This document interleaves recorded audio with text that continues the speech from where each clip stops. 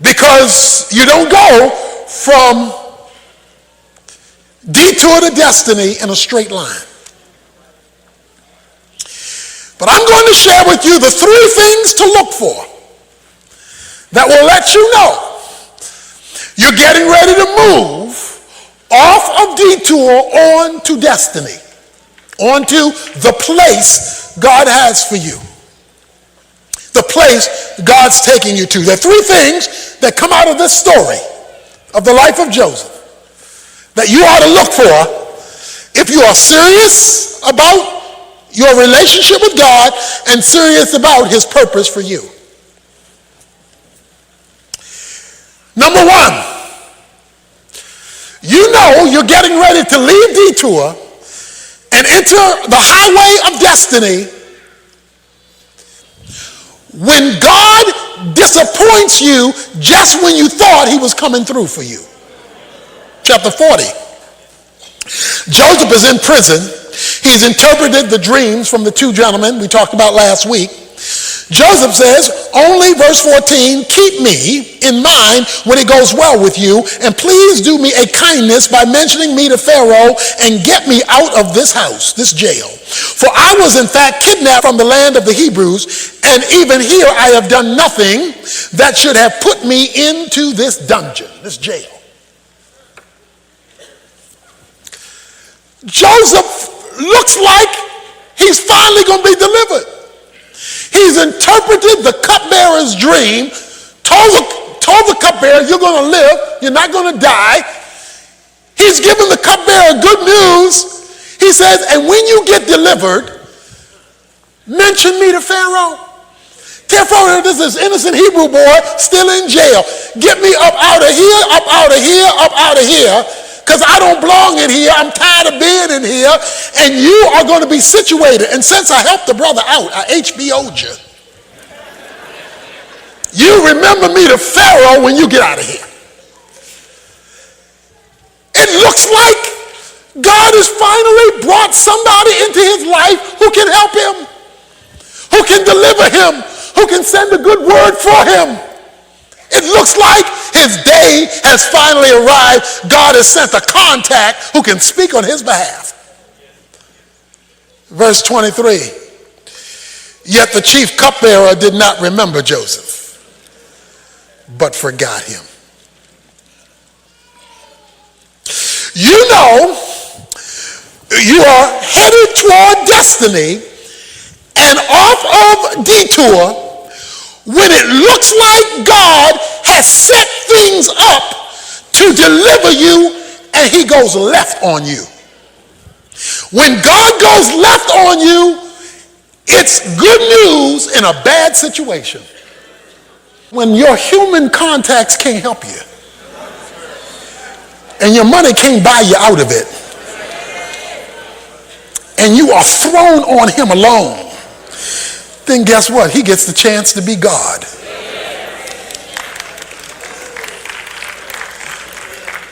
Number 2. Number 1 is when God disappoints you. Number 2, which is kind of related to it, is when God skips you. 1, he's disappointed you. Then he skips you altogether. Okay? Chapter 41, verse 1. Now it happened at the end of 2 full years that Pharaoh had a dream, and behold, he was sitting by the Nile. Okay, let's talk about these 2 years. Joseph is 30 before all this is going to come about. It's getting ready to happen. He's in jail for another 2 years, so that means he's 28 right now. So he's 28, so for 11 years now, he's been on this detour. He finally looks like he's getting ready to be delivered, and the cupbearer forgets all about him, and he's stuck there for 2 years. But 2 years later, Pharaoh has a dream. Joseph has never met Pharaoh. He's never met Pharaoh. He knows Pharaoh is Pharaoh, but he's never met him. Joseph has no connection with Pharaoh's dreams. Pharaoh is going to sleep and he dreams. He dreams about some ugly cows, 7 ugly cows eating 7 good cows. Then he dreams about some corn and 7 ears of corn, tiny corn eating the good corn. And he can't figure this out. I got cows eating cows and corn eating corn, and I can't sleep. Wait a minute. Joseph is over here locked up in prison.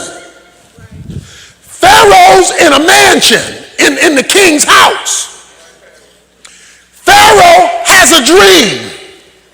This dream is going to be the link between Joseph getting to meet Pharaoh. But the dream happens unbeknownst to Joseph. So, God is working over here, unbeknownst to Joseph over here, because he's doing something there that's going to hook up over here that over here has no knowledge is taking place over there.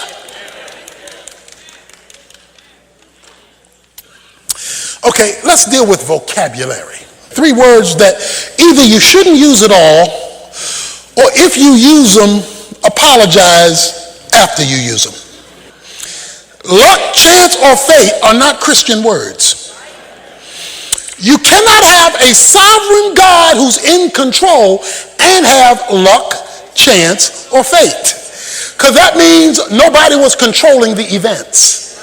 And since we have a sovereign God who the Bible says not one hair of your head drops off of which he is not fully knowledgeable of and fully connected to, there can be no such thing as luck, chance, or fate.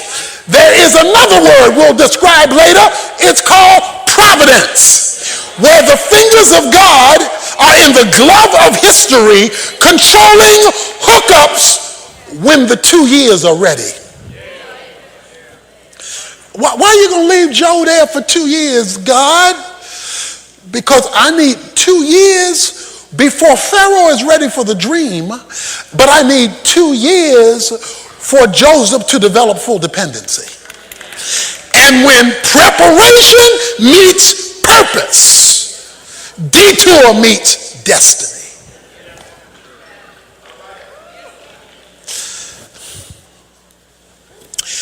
Pharaoh has a dream.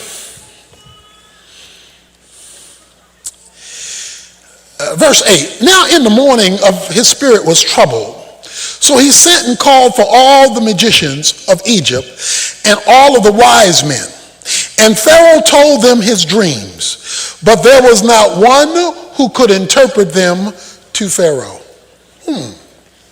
He called the creme de la creme. He called the magicians and the smart folk. Called the wise men. He got the smartest people around. Said, this was my dream. What does it mean? And they said, I don't know. Because watch this. When God is setting something up, he will not let human wisdom come up with an answer. Joseph is sitting there wondering, God, how long? How long am I going to be on the tarmac?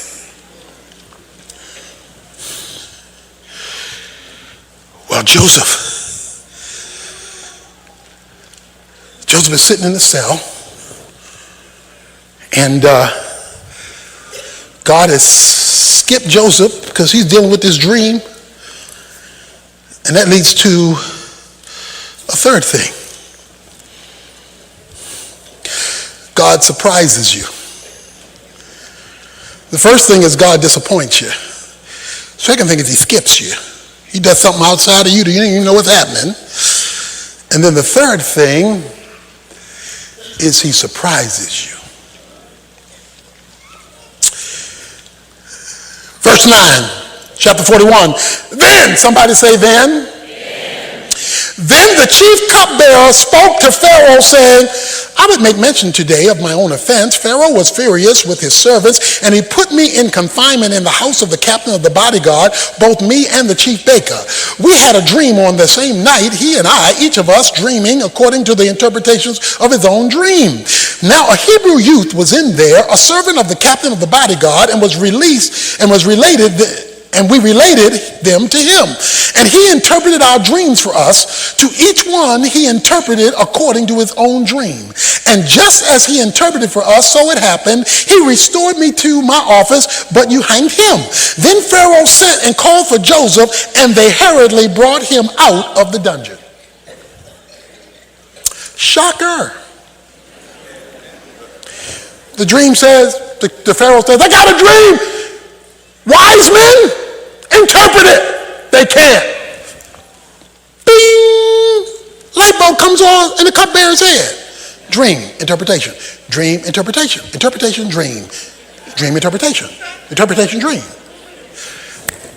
Pharaoh, I just remembered 2 years ago, there was this dude in jail, and I had a nightmare on Elm Street like you did. And there's this dude in jail, and we had a dream, and me and the baker, when you got mad at us, and we told this guy, this some dude named Joseph, he's a Hebrew guy, we told him our dream, he interpreted it, and the dream came true. Well, you want to talk to him? Now, I know for some of you that's luck, chance, or fate. But that shouldn't be in your vocabulary. That's called providence. The hand of God moving in the glove of history, creating a dream, reminding the cupbearer about his relationship years ago that makes a connection so that now Pharaoh wants to meet a man named Joseph who he never knew. Because God brings back to the remembrance of the cupbearer when it's time. See, unless you believe that God is a God of time and that he is manipulating circumstances, now Pharaoh calls Joseph and says, I got a dream. The cupbearer says you can help me. Can you help me? He said, well, tell me the dream. And then, because Joseph never forgot God, he said, and God will give you the interpretation. Because Joseph, even though he's 2 years on a detour, he never forgot God. God will give you interpretation. He says, okay, the 7 bad cows are 7 bad years that you're going to have. After 7 good years, you're going to have 7 good years, 7 bad years. So you got to save up in the good years for the bad years. And he interprets it. Oh, by the way, when God brings you out of detour and on the destiny, he cleans you up.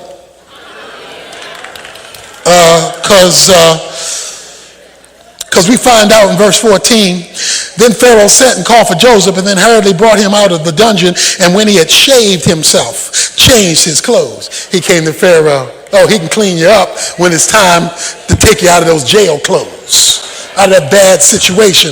And so now he surprises him. Because after 2 years, you're going to think there's no hope. You're not going to think there's hope when you've been waiting for 2 years and nobody's knocked on your door. Because some of you perhaps have given up because your detour is too long. Sometimes you need to do a study in the Bible on the word suddenly. Suddenly is when God surprises you, when it comes out of nowhere, when you couldn't have planned that, when you couldn't have expected that. Suddenly, out of nowhere, he gets a knock on the door. Leave your cell. Leave your cell. Because the Pharaoh needs to see you. Okay, but how do you know? How do you know that what's happening is really God? Because sometimes you wonder, is this really God or is this just something that happened? Okay, how do you know it's a God move and not just something that happened? Well, one, you shouldn't believe in luck, chance, or fate. But how do you practically know that you know, oh, this is a God move here. This is the move off of detour to destiny, or at least moving me in my progress of detour. How do you know? Okay, I'm going to tell you how you can know. And it's in the passage. Chapter 41, verse 32. Now, as for the repeating of the vision, of the dream to Pharaoh twice, it means that the matter is determined by God. And God will quickly bring it about. Twice. The scripture says, by 2 or 3 witnesses shall a matter be confirmed. So when God comes through twice, when he does it a second time. That's why Gideon had the fleece on one side one day, flipped it on the other side another day, because he needed verification. Is this really you, God, or is this the devil trying to trick me? Is this really you, God, or is this people trying to divert me? I need to know if it's you. Look for twice, because God will always confirm his will. He will always validate his word. And he says, Pharaoh, the reason you know it's from God is because he gave it twice. He didn't just give you the cows, he gave you the cows and the corn. And when he gave you the two seeds, then you know it is from God. So don't just look at what happened, look if it happened twice. Because God verifies himself a second time. We are not supposed to be in Dallas. Dallas is not where I am supposed to be in terms of my plans. As I prepared my last year of school in college in Atlanta, we had driven up to Winona Lake, Indiana, to a school. I had decided to go to seminary, believed that God wanted me to go to seminary, so we drove up and we got situated for school to plan to go to school in the following September in Winona Lake, Indiana. There's a school there, a seminary there called Grace Theological Seminary. Drove up, was accepted, and went to look for housing. Everything was planned. All the preparation had been made because I had a plan. It was a clear plan. I was going to go to Winona Lake, Indiana, to this particular school. All arrangements made.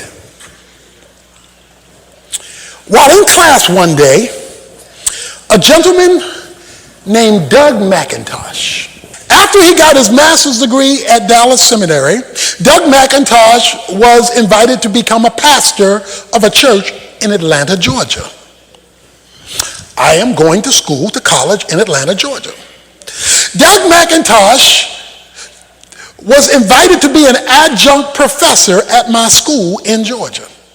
So he is teaching Bible classes in the Bible department of my college in Georgia.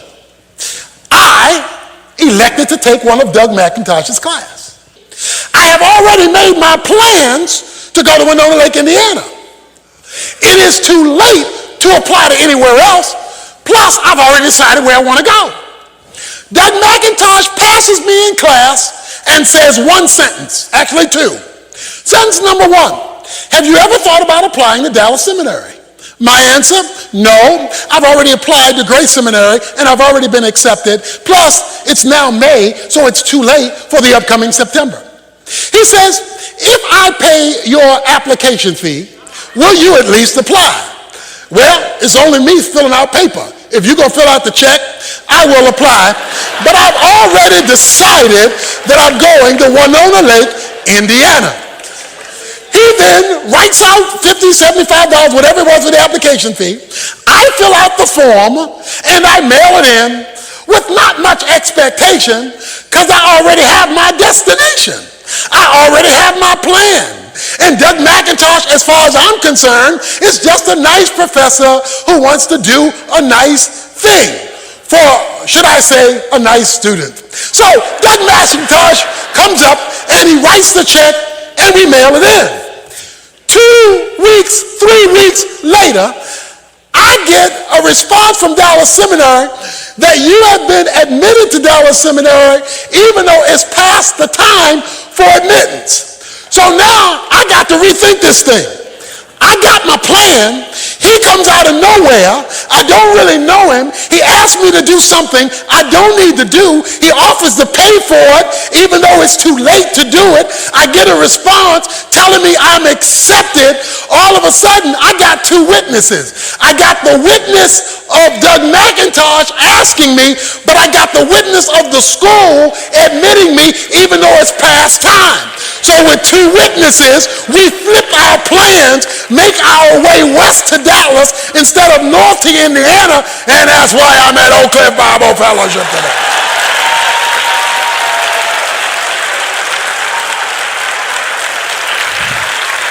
Because God has a way of twisting and steering and turning and suddenly coming out of nowhere.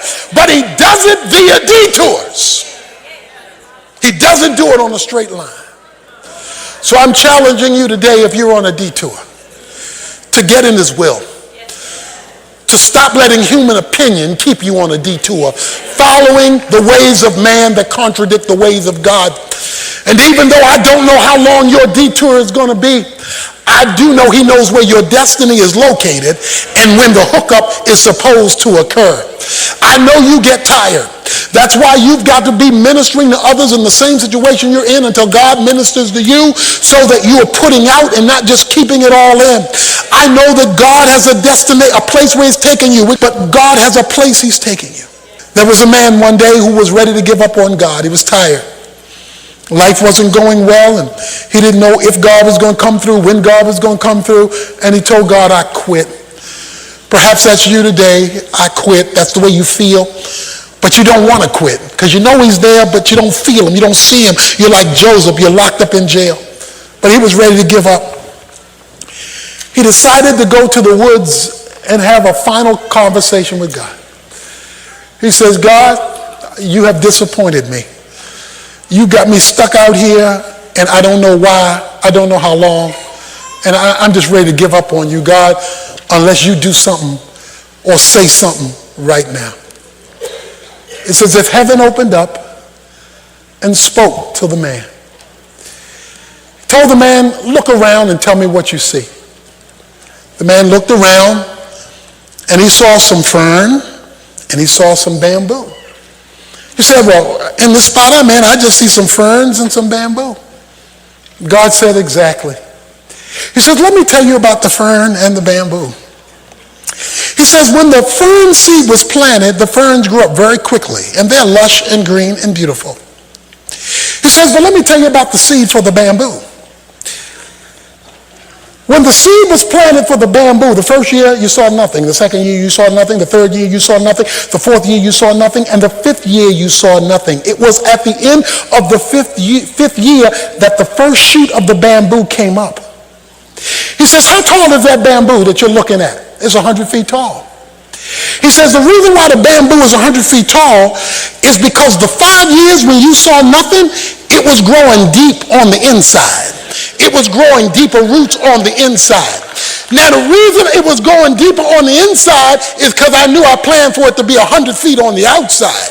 Now that fern isn't growing as high, so it could come out real quick. But because of where I was taking the bamboo, I had to allow things to go deep inside before I could show what it would look like outside.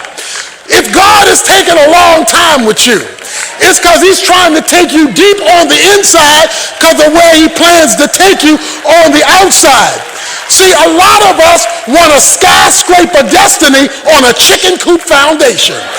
We want God to take us way up here, but he can't take us deep in here.